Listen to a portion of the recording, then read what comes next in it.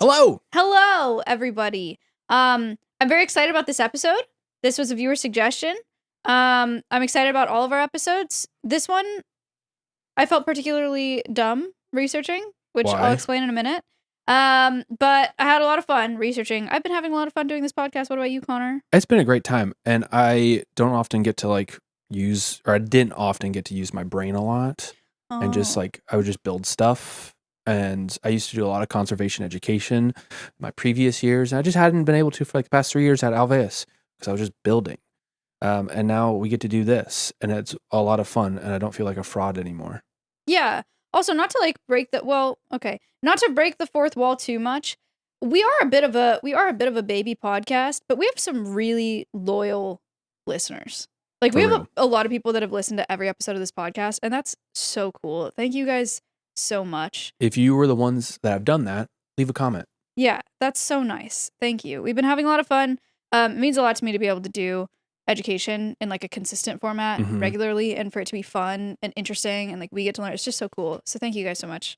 I love the treehouse too. I just come to hang out in the treehouse for good vibes. Yeah, we love the treehouse. We have some renovations planned for 2025 for the treehouse. It's gonna be awesome. Audio listeners, you wouldn't know, but they can feel the vibe though. You get it. It's pretty awesome. Anyway, speaking of being a fraud, I'm gonna expose myself. Actually, I am interested to see if you knew this. Okay. Do you know the game Crash Bandicoot? Kinda. Okay, I don't really either. It's just I know of it. Same. I never played it. I've seen people play it. Did you know that Bandicoot is a real animal? Am I stupid?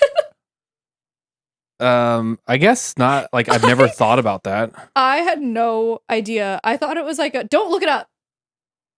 I thought it was a fun, kooky name for a video game. Is it a Bandicoot rat? Is that different? It's not a rat. Oh. It kind of looks like a rat, I guess. There's something called a Bandicoot rat. Well, okay. I don't know. Is anyone else shocked to hear this news? Me, a conservationist. Producer, did you know that was a real animal? Okay, producer didn't know either. Okay.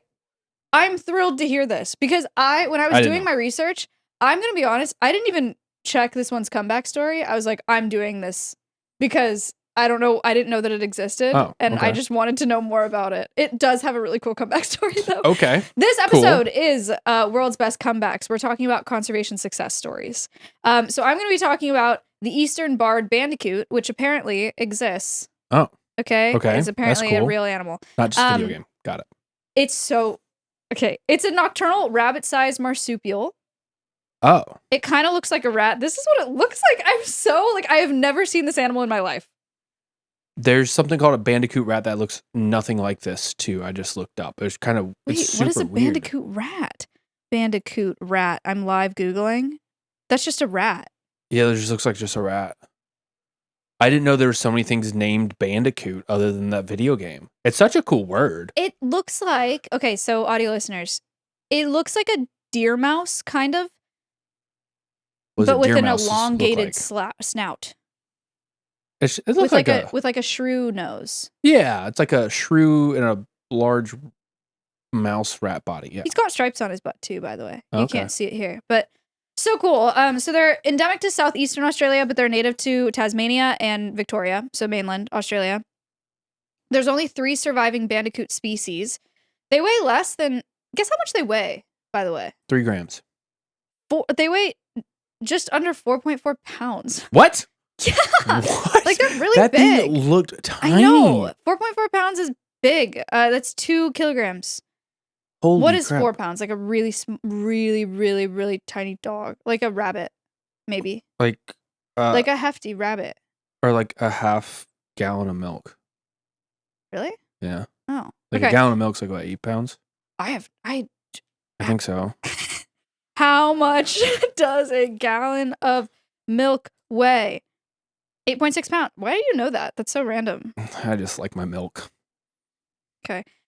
So there used to be tens, maybe even hundreds of thousands of bandicoots, right? Just running around Australia. But by the late 1980s, there were only 150 left. Let me guess. Cats. No, but that is a good guess. Okay. Similar vibe. Dogs. Not that similar. Today, So habitat loss is one reason. So today, less than 1% of Victoria's native grasslands still persist. That's crazy. Less than 1%. What? Farming. Okay. I read the entirety of the World Wildlife Fund's Living Planet report for 2024. And that is a form of self-harm. You should do that. But it is low-key self-harm that you did that. I need to like prep myself to read that. It's insane the scale of destruction that people have done in such a short amount of time and how little we care as a whole. And it does not surprise me that there's only 1% left of grasslands. That is so freaking sad. Yeah, it's awful. It's awful. So habitat loss is a big reason.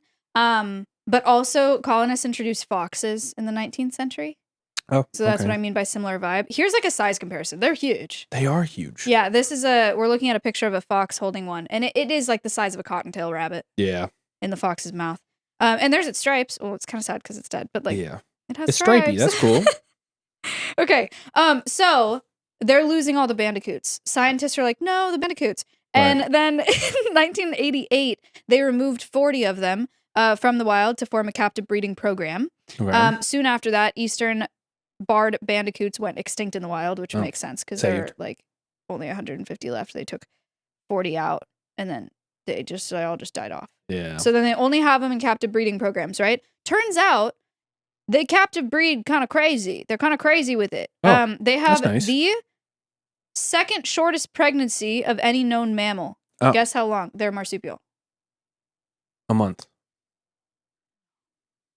Less than that? Yeah. That's insane. A month, like a rabbit is a month. Right. They're marsupial though.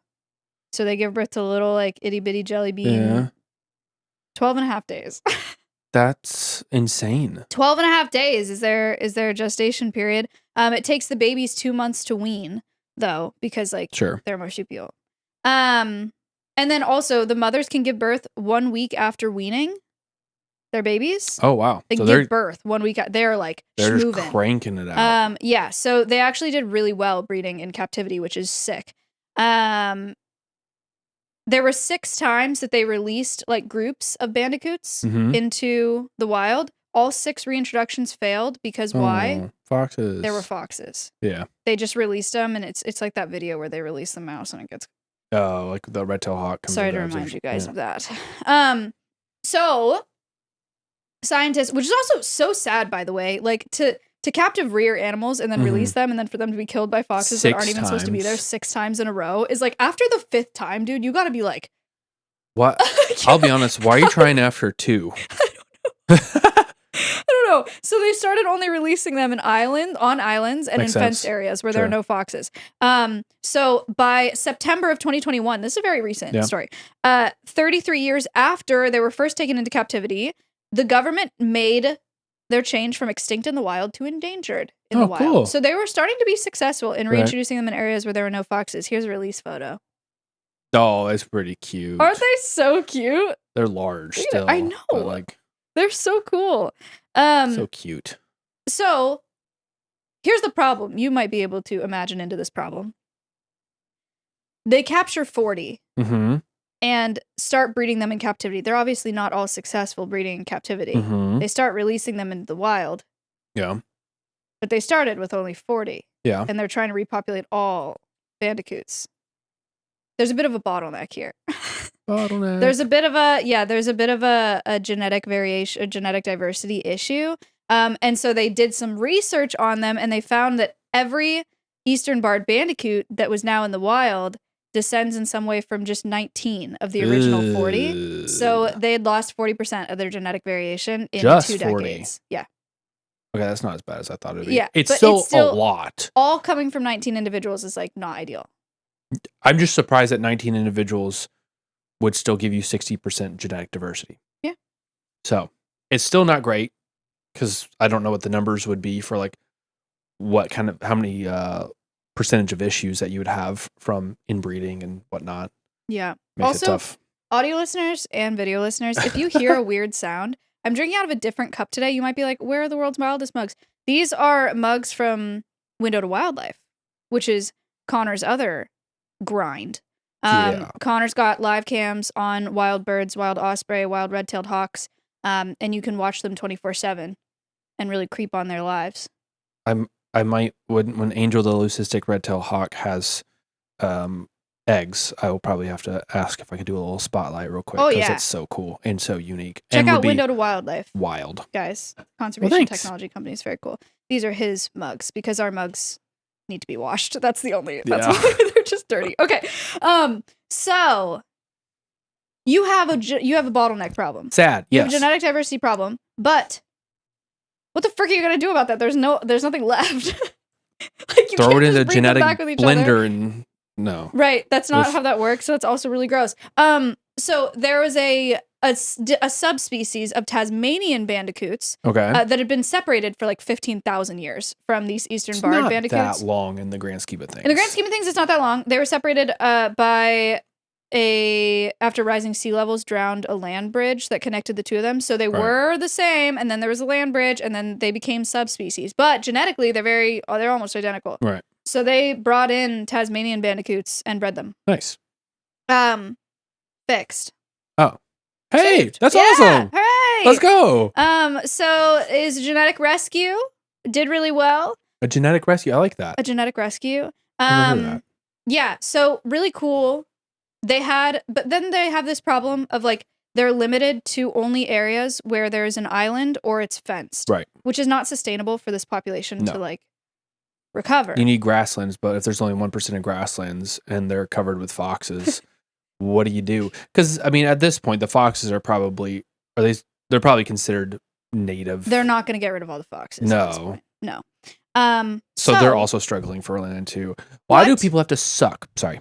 What can you do if you have a fox problem without culling all the foxes? Because it's impossible. Birth control. Doggy. Oh, okay. What? Bring in doggies. Let's fix invasive species with more invasive species. Well, not like that. Oh. Okay. So in 2015, a man named David Williams began training his Maremma dogs to look after eastern barred bandicoots. Maremmas, they look like Great Pyrenees. They're big, white. It's like a picture like a golden retriever if it was like on steroids and white and like fluffier and bigger. Okay. Cool. Maremmas have already helped save little penguins from foxes in southwestern Victoria on an island. They still live there. These dogs still live on this island with these penguins to save them, like protect them from foxes. This is a real picture from BBC. So we need one at Alveus. Is that so cute? That's a conservation ambassador right there. It's so sick. It's so sick. That's amazing. Yeah, so these dogs just hang out with these wild penguins and like they like them and they keep foxes away from them. That's so awesome. So, of course, naturally, they're like, all right, let's bring in the Maremmas and they can protect all the bandicoots. Yeah. Bandicoots, though, are solitary. So, like, they couldn't get the dogs to care. Like, you're not going to put one dog on each, like, bandicoot and have them, like, follow them everywhere. Right. So, they brought in sheep. Sheep and dogs, because the dogs will protect the sheep because it's a herd of sheep and that's easy peasy. And then the bandicoots live in the area where the sheep are living and where there are some dogs. So that's a roundabout way to get there. Yeah. So here's one of the dogs Cute. in a bandicoot release location, hanging out with his sheep friends. I want to give this dog a hug, but I know he probably smells really stinky. He probably smells so bad. Yeah. Yeah. It's hard to tell if it's working yet. This just started in 2021, but bandicoots have bred in this area and they have camera traps that have shown if foxes are even coming in to that area where the dogs are patrolling, they don't stay for very long. Oh, that's cool. So it's maybe working. Anyway, it is, I think, if not the first, one of the first cases in Australia where an animal has gone from extinct in the wild to endangered in the wild. Huge. And it's a really interesting story. So there you go. Bandicoot's a real animal. Nice. Yeah. Well, that's a really nice one. I want to give a little bit of context on like the world that we live in now versus before. Okay. So I don't want it. It's bad. Can I opt out of the context? Sure, just cover your ears here. All right, so this is a prep for everybody. it gets a little rough, and you can be mad at your parents because they had a much better wildlife experience than we did. I wouldn't displace that anger on your parents personally. Oh, I'm going to. I'm going to call my mom up after this and curse her out because she got to enjoy wildlife at such a higher frequency and abundance than we do today. You guys remember when you used to drive places and there would be bugs all over your windshield when you got there? Yeah. Kids don't have that anymore. I feel like it actually, like, I don't feel like there's I'm saying it's a crisis. You're right. I know. That's it's weird. the big bug removal industry is collapsing from like the bug off stuff. Yeah. No wonder they're going out of business. There's no bugs to take off anymore. Yeah. You can drive like hours and not have to clear your windshield of bugs anymore. Because there's just no bugs anymore. Okay. Sorry. I can't my brain's gonna collapse on that one. That actually hit for me more than anything than most things that you said. Remember when like we used to have like solution in our windshield that was not just water. Like we used to have like bug cleaner in our windshield. That's what you're talking about. I remember scraping it off too. Yeah. I don't even know where you can buy it. I mean, I'm sure you can buy that, but like that's not normal anymore to have in your windshield wipers. That's true. Because you just don't need it. That's insane. I know. Okay, well, here kind of goes into that. Over the past 50 years, from 1970 to 2020, the average size of monitored wildlife populations have shrunk by 73% as measured by the Living Planet Index. This is based on almost 35,000 population trends and 5,495 species of amphibian, birds, fish, mammals, and reptiles. Freshwater populations have suffered the heaviest decline, falling by 85%, followed by terrestrial 69%, and marine populations by 56%. In some places like the Caribbean and South America, specific places, wildlife populations have declined by 95% since the 70s. But the overall number of populations of observed populations since the 1970s have declined worldwide by 69%, which is really, really crappy. So if you grew up in the 60s, things were way better. That's the only time I have ever and will ever not hear you say nice after saying 69%. That was crazy. It doesn't feel right. I know. I agree with you. It's just, that's serious. And like when you told me that number, because you've mentioned that number a few times, I'm like, how do they calculate that? And so I read the whole report, and they are looking at all measured populations and using logarithmic scales and all this other math to extrapolate for the entire planet, and they have not been proven wrong yet in their like graph of potential. It's like a plus or minus 10% either direction. So it could be 79%, it could be 59%. That's still way too freaking much.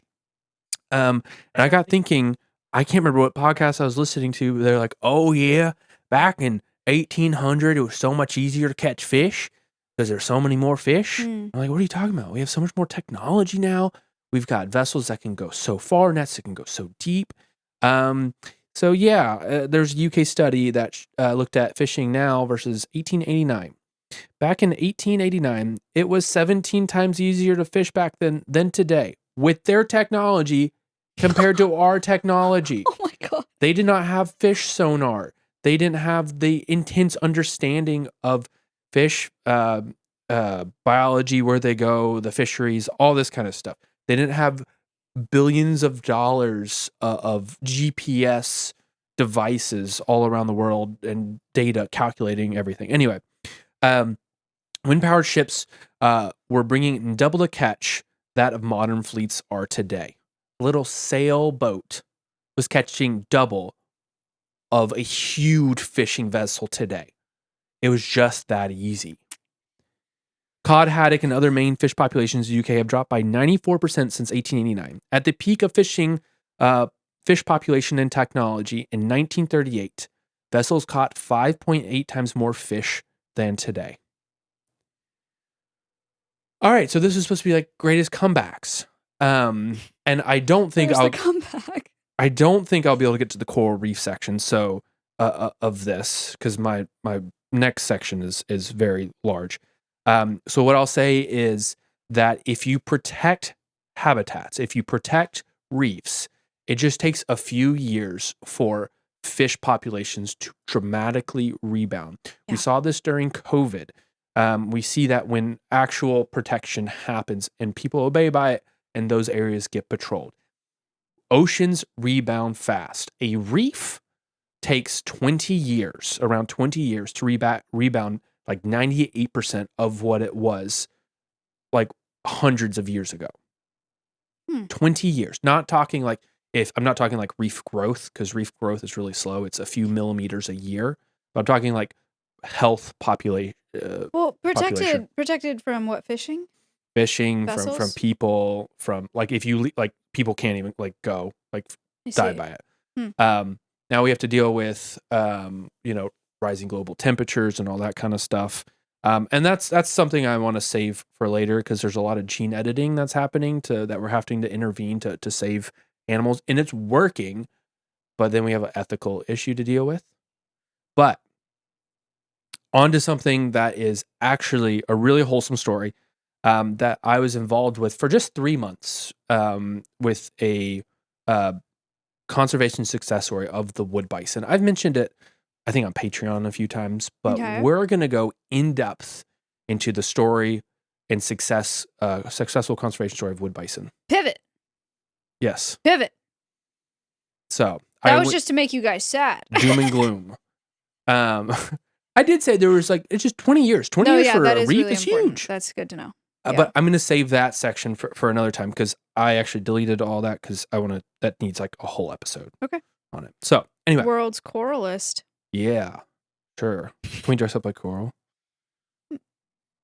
Expanding foam. Yeah. We make our own coral costumes. I love it so much. Okay. So wood bison. Wood bisons are like plains bisons that you see in Yellowstone, but they're larger, darker, and have tougher fur to survive harsh winters in Alaska and Canada.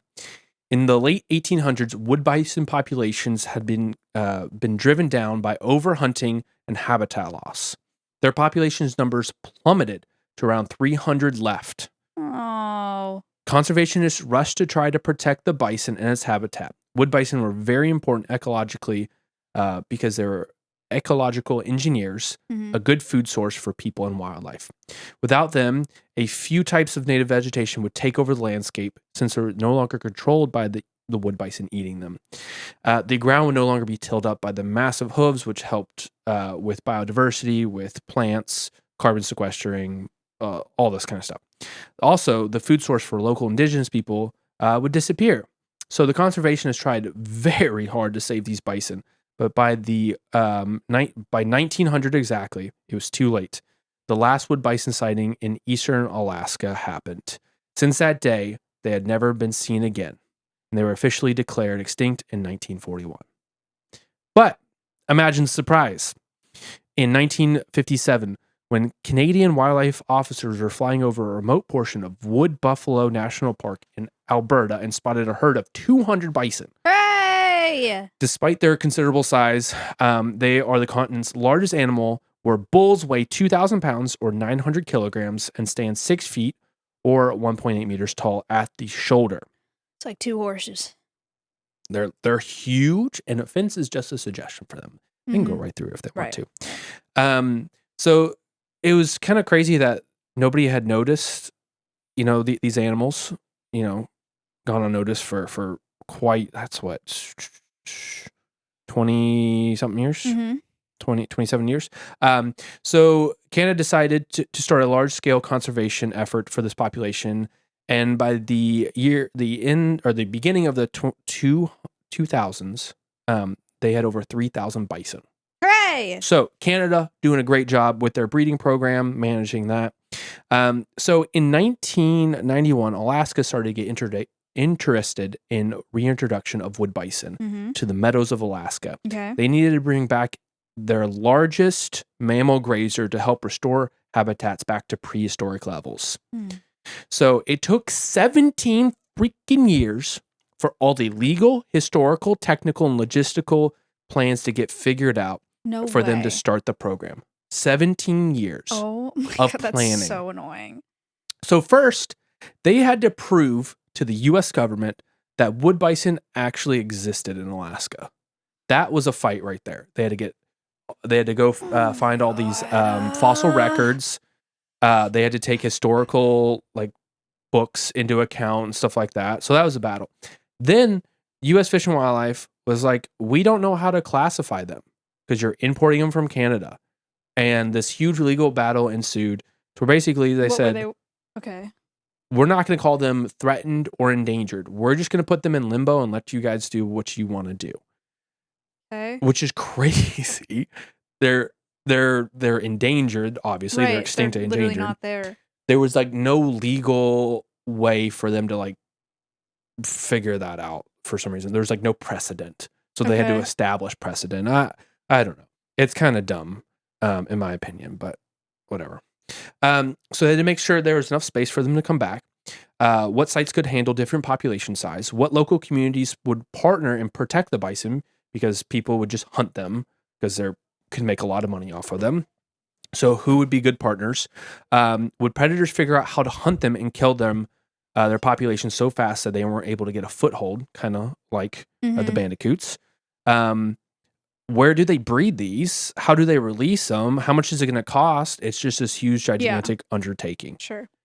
So finally, in 2008, after 17 years, 53 wood bisons were transported from Elk Island National Park to Alaska Wildlife Conservation Center. Okay. And I worked there, and that's where I met Kayla. I was only there for like 3 months. I got to do a little bit of work with these guys. Super cool.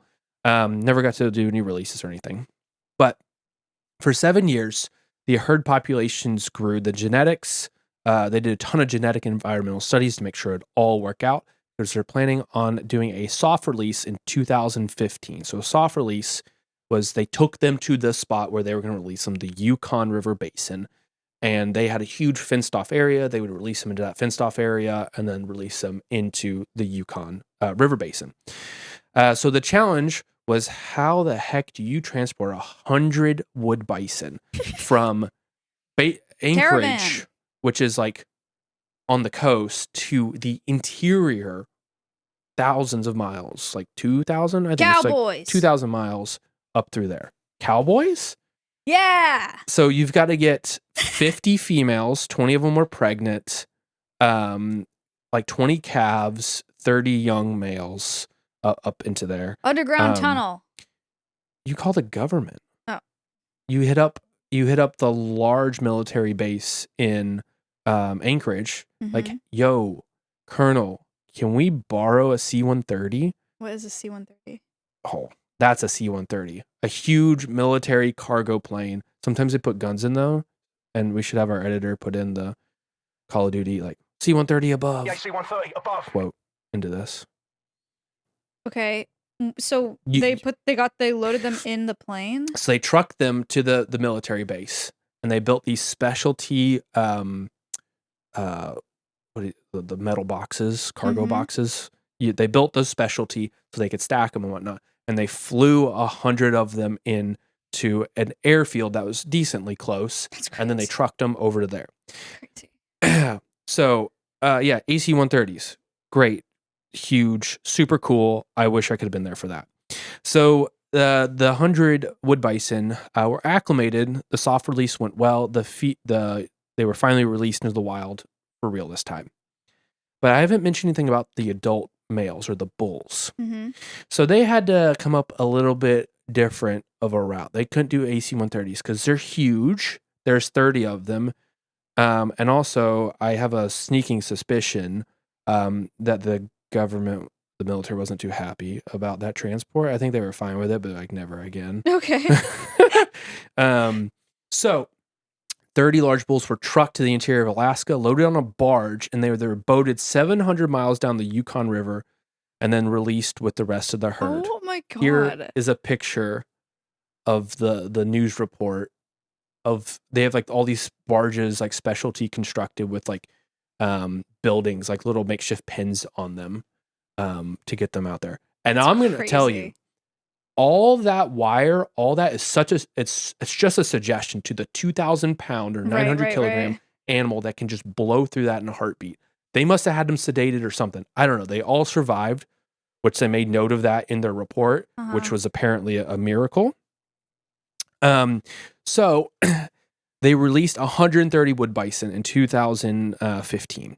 And it wasn't the easiest. Here's a population report every year up to 2023. It's not the easiest. They're still trying to figure out how to get a good foothold there and survive the hard winters. There are some populations that are doing extremely well because they've kind of broken off in little herds. Mm-hmm. And they can do really well with the winters up there. They can still graze at 3 foot of snow. 3 foot of snow does not bother them. They just keep grazing and pushing it around. Calves can do 2 feet of snow, or 3 feet's 1 meter. So the issue now is climate change, because you're having these random warming spells, particularly in October, melted all the snow, and then it came in a huge snowstorm afterwards, came in and took that melted that water and refroze it and created a few inch layer of ice to where they could no longer graze. They couldn't break through that ice over the snow to get the food that they needed. Mm-hmm. So that's been a big, tough issue with them.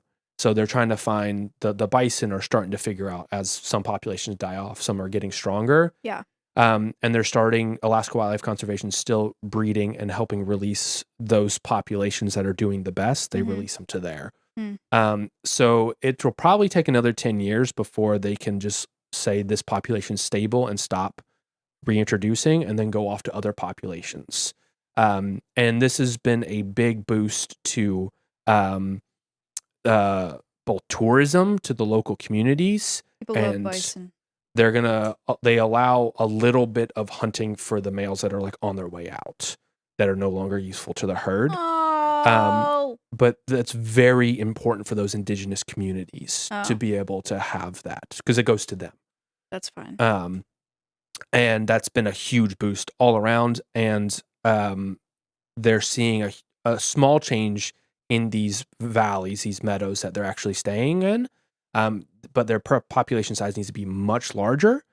And then they will be able to have significant change to where the ecosystems can be way better and sustain way more wildlife as well, not just wood bison. So it's turning out to be really, really amazing, and a little bit better than the Alaska Wildlife government thought it would be, and not as expensive. Hooray! Yeah, and like super convenient and just not a big deal at all. AC-130s. Easy peasy. That wasn't the government to have to pay for that. The local government. Yeah.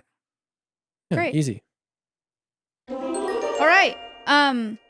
Quiz time.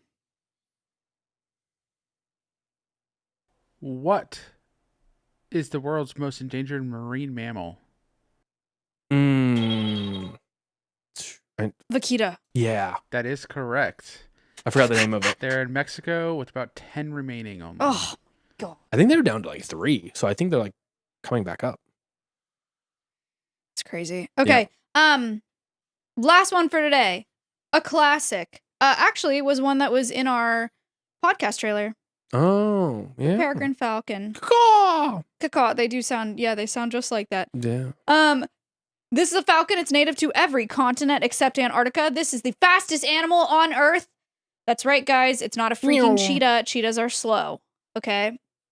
These guys can dive at 200 miles an hour, over 200 miles an hour even. I've seen them take off ahead of a duck when it impacted it in the lake. Yeah, they'll close their little feet into fists and they'll falco punch them out of the air.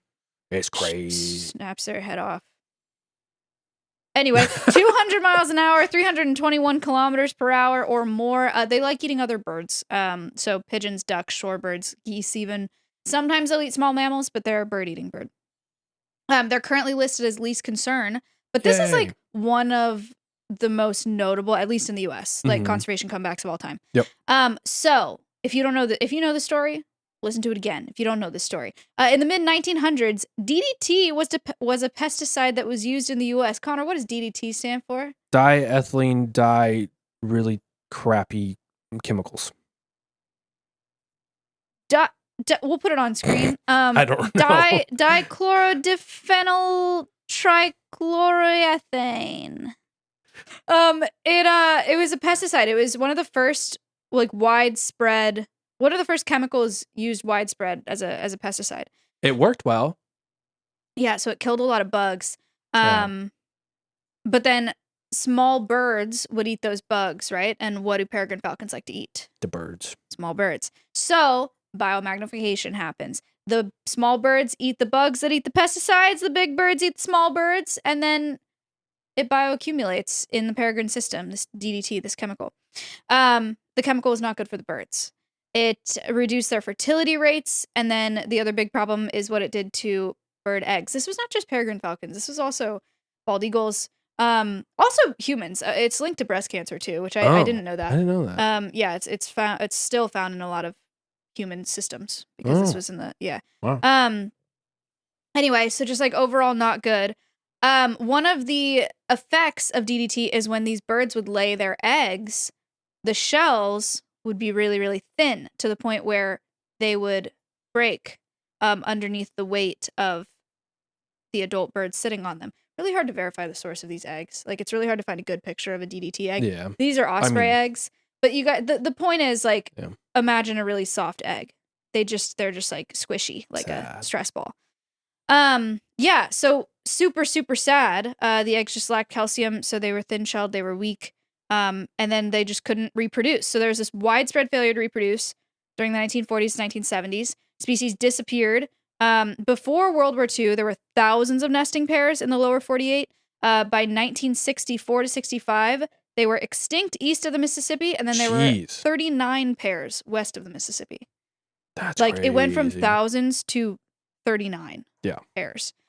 So in 1970, the American peregrine falcon was listed as endangered, and then in 1970, which is very nice, and they moved pretty fast. Tom Cade founded the Peregrine Fund at Cornell University. Let's go. In 1974, just 4 years. 4 years? Pretty sick. They started breeding and releasing birds. So they bred and released over 4,000 birds. Jeez. From 74 through 97. Okay. And then in 1999, peregrine falcons were removed. That's from the endangered efficient. Species. Yeah. They were quick with it. It's like 30 years. Yep. Not even. Yeah, so really, really cool success story. And it's just like one of those ones that's really inspiring on how much human intervention can help. I mean, all the things that we talked about today was like a comeback where people got involved and they... Well, people nuked the wild populations them in the first place, right? But it's cool that we can bring them back. Yeah, I think that's we like... can correct our mistakes. The most important takeaway from this episode. Right. Conservation does matter. And we've only talked about a couple examples in this episode, but it has mattered in the past and it matters now. Like, there are things that we can do to save species. Mm-hmm. And we've just learned so much from all of these things. Like, the only reason those dogs are hanging out with the bandicoots is because we learned that the dogs could hang out with the penguins. Yeah. And that's cool. We're just always learning. I think there's a lot of hope, even though it all seems really grim. Speaking of grim. I feel like I should mention peregrines. Like, they do have an incredible comeback story. Right. And it is really important that happened. But I found this article, it was September 17th, 2024. Okay. That their numbers are heading downward for the first time since the 60s and 70s. Oh. I didn't know this because it's super recent news. Right. But they're monitoring them in New Jersey, and of 44 nesting peregrines at this monitoring site, half of them were missing in 2024. Jesus. Yeah. I bet it's avian influenza. Mm-hmm. So there's a couple theories. One theory is that it's a different pesticide and like it's kind of the same story repeating itself. Right. But the leading theory looks like, highly pathogenic avian influenza. Yeah, because they're bird-eating birds. Exactly. So that's going to get them. And they love waterfowl. Yeah. I am scared of highly pathogenic avian influenza. It took out 2 eaglets that were like 20 miles from eaglets I have cams on in Captiva, Florida. Mm-hmm. And it's going to wreck wild populations. I don't know. I hope maybe we can come up with a vaccine for animals, but it's not great. So it could be a big problem. And maybe Alveus is going to need to get into some bird of prey breeding programs for release. Maybe. That would be cool. We will be keeping an eye on it. Guys, remember, even though things are not great, they can get better. That's true. And that's why we're here, and that's why you guys are listening. Yeah. Thank you for being a part of conservation. Thank you for learning alongside us. Thank you for watching all these episodes. We really appreciate it, guys. We're going to go film our bonus ep on Patreon. We will see you over there. See you over there for the ad-free content. Bye, guys. Goodbye.